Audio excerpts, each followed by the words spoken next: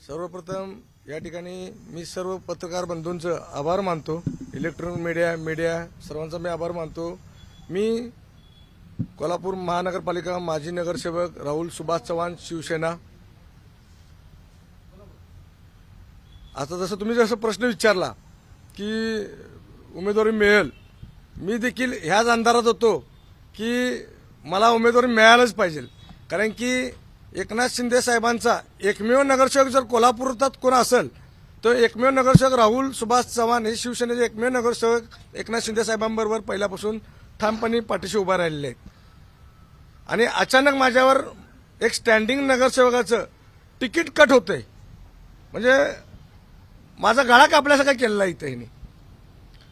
मला एवढंच म्हणायचं आहे पत्रकार बंधूंच्या माध्यमातून, ही माझी बातमी, हे माझ्यावर जे अन्याय झालेला आहे हे आमचे डेप्युटी सीएम एकनाथ शिंदे साहेबांपर्यंत पोहोचणं गरजेचं आहे.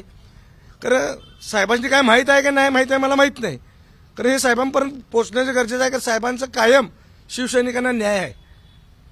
आणि एका स्टँडिंग नगरसेवकाला तुम्ही जर न्याय देऊ शकत नसाल साहेब, तरी आमचं दुर्दैव आहे. मला अपेक्षा आहे हे तुमच्या माध्यमातून साहेबांपर्यंत जेव्हा ही बातमी जाईल तर मला न्याय मिळेल.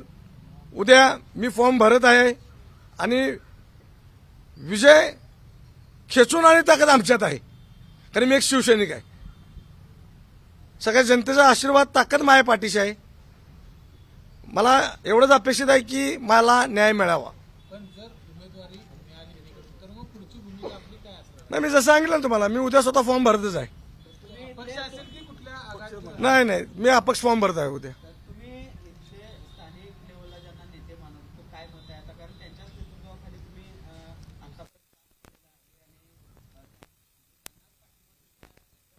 सदैव मी आजपर्यंत राजश्री सागर साहेबांच्या पाठीशीच राहिलेलो आहे. त्याच माध्यमातून मला असं वाटत होतं की माझं तिकीट कन्फर्म आहे, का साहेबांचं मी एकमेव नगरसेवक आहे. कुठं घोडा अडलं कोणाचं अडलं मला नाही माहिती, कारण माझ्यावर अन्याय झालेला आहे. साहेब देखील आता म्हणतात माझा राहुल हातबळ झालेला आहे, माझे पंख कापले गेले आहेत. नेमकं पंख कुणाचे कापले गेले आहेत का माझं कापलेलं, माझा गळा कापला गेलेला आहे.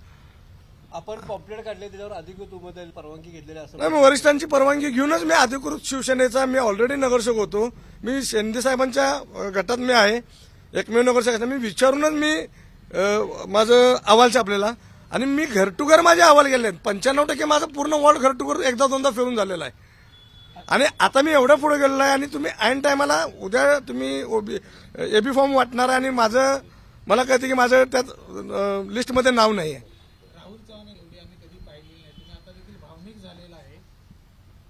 नाही, मी 2015 सालीपासून मी जसं जनतेने माझा विश्वास ठेवून मला निवडून दिलेला आहे, मी जनतेशी प्रामाणिक राहिलेलो आहे. तुम्ही देखील पत्रकार बंधूंनी बघितलेलं आहे की 2019 साली पूर आला असेल, 21 साली पूर असेल, मी 15-20 दिवस पाण्यात होतो. मी घरी सकाळी बाहेर पडलो 7ला तर रात्री झोपायला डायरेक्ट 10ला घरी जायचो. मी रात्रभर लोकांना घरातून बाहेर काढलेला आहे.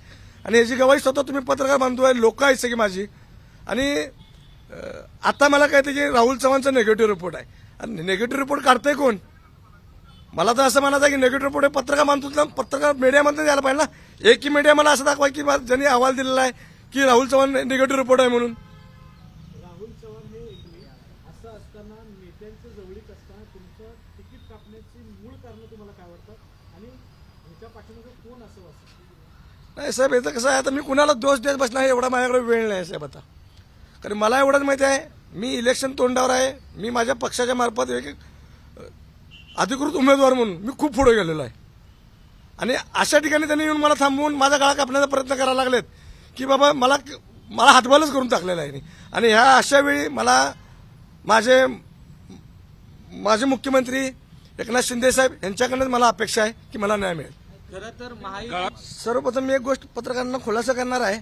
जसा तुम्ही प्रश्न विचारला, जेव्हा शिंदे साहेब बाहेर पडले पक्षातून आणि नवीन पक्ष शिवसेना स्थापन केले, तेव्हा मी डायरेक्ट साहेबांबरोबर गेलेलो आहे. राजश्री साहेब माझा कुठाचा प्रवेश झालेला नाही आहे एकनाथ शिंदे गटात. मी डायरेक्ट पहिल्यापासूनच साहेबांना जॉईन झालेलो आहे. क्षीरसागर साहेब नंतर देखील आलेले आहेत. मला सांगण्याचा उद्देश आहे की मी एकनाथ शिंदे साहेबांच्या प्रेमापोटी मी साहेबांबरोबर गेलो आहे. त्यांच्या कामाची पद्धत बघून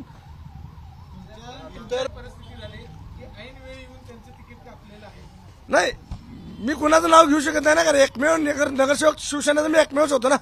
इन मीन 2015 साली 4 नगरसेवक निवडून आलते. जे 3 आलते ते उभाट्यावर गेले. मी एकटाच एकनाथ शिंदे साहेबांवर एकनिष्ठ राहिलेलो आहे. पण आता तुम्ही उभारणार आहे तुमचं पक्ष आणि कुणाची ऑफर वगैरे तुमच्याला त्याचा काय विचार नाही ऑफर नाही आहेत, खरं मी उद्या अपक्ष फॉर्म भरत आहे. माझे पंख कापले गेले.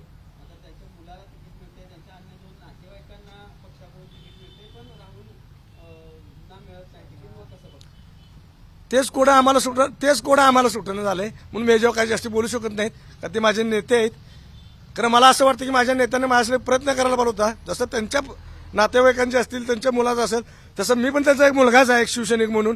तरुण नेतृत्व आहे माझं. मी काय माझ्या वॉल्टापुरतं मर्यादित कधीच नव्हतो. कोल्हापूर जिल्ह्यात गेलं तर राहुल चव्हाण हे नाव फेमस आहे. लोक ओळखतात मला. तरुणांच्यात मला चांगला प्रतिसाद आहे.